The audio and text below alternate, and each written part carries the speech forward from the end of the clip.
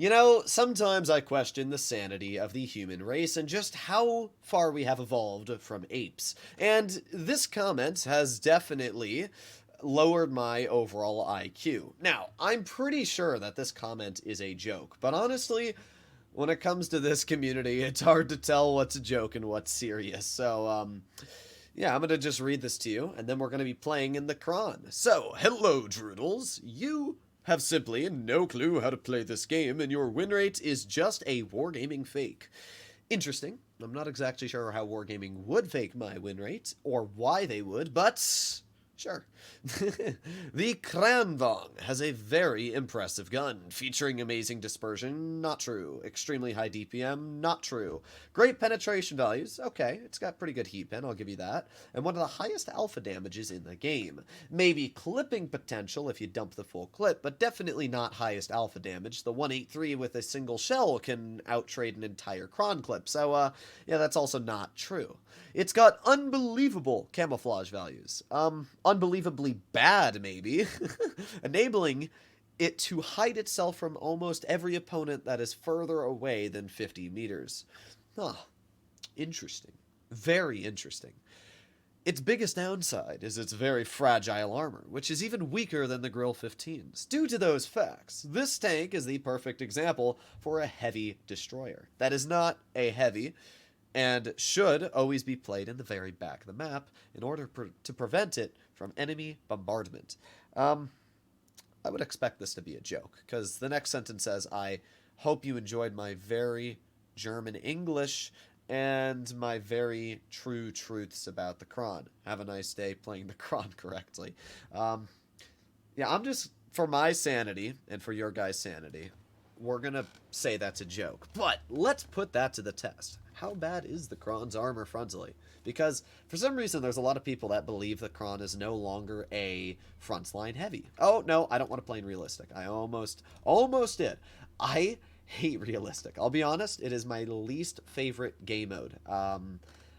It's just boring. There's really nothing exciting, at least for me, to play in realistic. But, as I was saying, the Kron is... It's honestly just a super underrated tank, in my opinion. I think the major reason why it's underrated is because nobody that grinds it seems to understand how to play it a lot of the time. It's not a super challenging playstyle. You hide the hull, you only show the turret, and that's about it. It's really not much else to understanding the Kron's playstyle. It has alpha, because it's got an auto-reloading gun. So, let's say... I don't know, an IS-7 on the enemy team decides to poke me. Well, very easily, I can shoot that IS-7 twice, and even if he shoots me once, I will still deal on average 800 damage if I pen both my shells, where that IS-7 will only deal 460. It's a perfect example of where alpha is only subjective to how many shells you can get out in a period of time. So we can see the T100, actually that's not T100, that's a T92E1 and a WZ132-1 over at base C. We can also see that my team is going towards A. We are on the EU server, as this is my free-to-play account, so I'm going to be a little cautious. I'm not always too sure what the EU meta is, but I think we should be fine. Got the Prague, we got the T92, 57 heavy. Okay, well, my team is kind of not doing much, but I'm kind of hoping this T57 pokes us. Do it. There you go. One very easy penetration into the T57 heavy turret. That's the great thing about the Kron, though, is that I can pen this guy, and now we just get to reload our clip. So, if... Oh, that's a 4005. I don't know if I want to fight that. Alright, let's back up like this, aiming on that 4005 again. There you go, another nice pen into his tank, and another nice pen. I mean, he did end up penning me, but... not really in a way that's gonna bother me. He's already dead. I'm really not sure what that guy's grand plan was. You can actually see the 4005 features very, very solid pen. Enough to actually very easily cut directly through my my hull armor. Or not my hull, my turret armor. But that's fine. We're still doing pretty good here. It showcases just where the Kron's clipping potential is incredibly good. And even though the Kron does lose a bit of its DPM when dumping your clip, as long as you play it correctly, you should be completely fine. So as of right now, we are just slowly but surely reloading our shells. We can see that the T-57 Heavy is fighting our Conway, and we're just gonna bonk him. And we're going to try and make our way into the enemy spawn at this point. That 57's going to die, so I'm not too worried about my Conway being killed, especially because he was on a clip reload. So I'm going to take advantage of my super speed boost and try and make my way behind the enemy. So we got the Contra 1 Mark II, and not seeing much else, but that's fine, because we can just dump into the Contra for now. There you go. Well, I guess we're not able to really dump into him, but that's fine, because we got the IS-8 right over here, and a 1... and a 2. There you go. Just like that. We took 800 hit points off of that IS-8. Our 60 TP is going to give him a big old knockin' as well. So this game, we've already been able to deal a very, very solid chunk of damage, around 3,500, and we're not even done yet. We still got a pretty healthy IS-7. By the time we get to this IS-7, I'm hoping that we can get at least another 2 shells in. So let's make our way over here. I'm not going to bother with the 3rd shell. The IS-7's only got 700 health, and... okay. Well, my game is lagging like crazy. Uh-oh. What the heck? What is this? I'm not touching anything. Look at my... oh, okay. Oh, are we back? Oh, we're back. Oh, maybe I can get one more pen. Come on, please. Let me just get one pen into his tank. That's all I want. Thank you. That's all I wanted, Wargaming. All right. There you go. Okay. Well, that was cringe. I don't know if that was probably my Wi-Fi, but it's possible it was server lag. Either way, we did pretty good there. We did 4,000 damage, came out with a victory, and pretty easily showcased in the first battle how the Kron is absolutely fantastic. I mean, sure, the Kron does not feature the highest levels of DPM. It's in fact some of the lowest DPM for Tier 10, but that's only the case if you use the tank incorrectly. If you use the vehicle as a single shot, save your other 2 shells, you're always going to have 800 damage in excess, which means you can have about 2,200 DPM as a single shot with 3 shells loaded, and then just reloading that last shell, shooting it once, reloading that last shell, shooting it once, and then when somebody tries to push you, then you can shoot your additional 2 shells once they are low enough to be killed. Because of that, you technically, whenever you're shooting at an opponent, have an excess stored amount of damage per minute. So you have 2,200 damage per minute base, and then you have an additional 800 damage in storage. So it's actually pretty solid DPM. Now, obviously, if you're up against tanks like the 777 version 2 with their ridiculously high DPM, you still are in a situation where you'll probably lose the brawl if a tank like that rushes you. But it's still a pretty solid tank overall in that type of situation.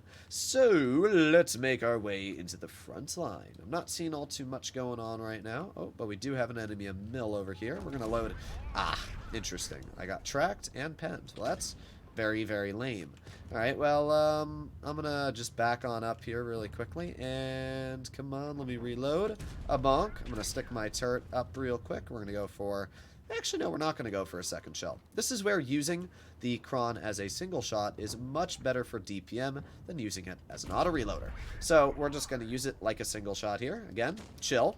As I said, the DPM is the most effective when you use it as a single shot. So there's no point to waste my DPM until I need to. So there you go again. Another easy shell into that Emil. At this point, this is where we're going to take advantage of his vehicle. So I'm going to push up on this Emil, and at this point, we're going to actually just try to full-on clip him. So here we go, and 1 shell, 415, nice. 2 shells, there you go. That was a lame roll. Please don't low roll me. That was worse than a low roll. That's literally the worst luck I possibly could have gotten there. Well, the good news is that we have super speed boost in reverse, which means I can just back up like this, and my Object 777 is going to finish him off. So we didn't actually lose any health there. Just a little bit cringe, I ended up bouncing that angle on the Emil too.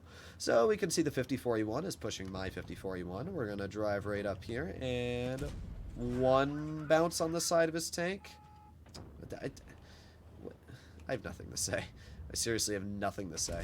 Alright, well there you go. We got a pen into the enemy 183, which is definitely the biggest threat anyway, so I'll take it. Our 777 is fairly healthy, but for how long? The rest of our team is obviously not very healthy, and yeah, it's a little bit sketch. The great thing, again, about an auto-reloader is that you have plenty of time to just reload your clip and gain DPM.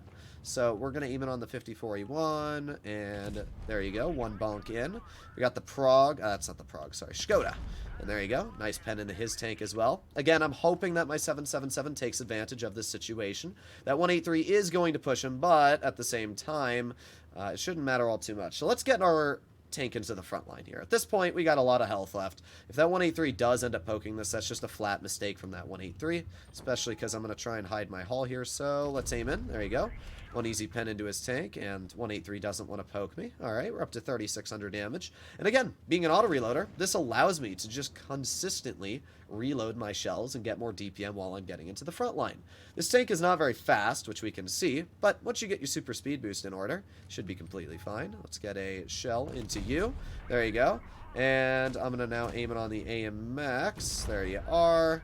And I'm hoping that my 777 finishes off this 183. I mean, it's a fairly easy shot. There you have it.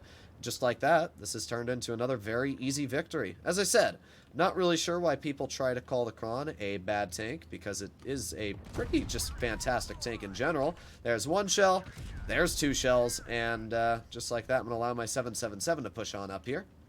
4,800 damage dealt, and there you have it. That's a win. So...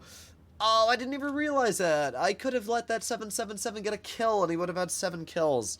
Alright, I'll take the blame for that. I don't pay attention to kills a lot of the time, because it's just a number on the end of the screen. But that guy could have gotten a Rizani, which, honestly, I feel bad for, so, yeah, that's unfortunate. Let me give him a thumbs up. There you go. Either way, we had a pretty solid game. 5,000 damage, and we won. So... as you can see, the Kron, even on a map like this where it's flat ground, is able to very easily take advantage of its opponents. I would still be willing to say that any decent player in a Kron is going to have much higher chances of winning than a lot of other tanks still in tier 10, due to the fact that it has an auto-reloader, the fact that it's got incredible turn armor, and even though it's not the fastest, it still does feature great reverse speed, which is very important for a heavy at 18 kilometers per hour. Hopefully you enjoyed the video. I'll see you in the next one. Bye-bye.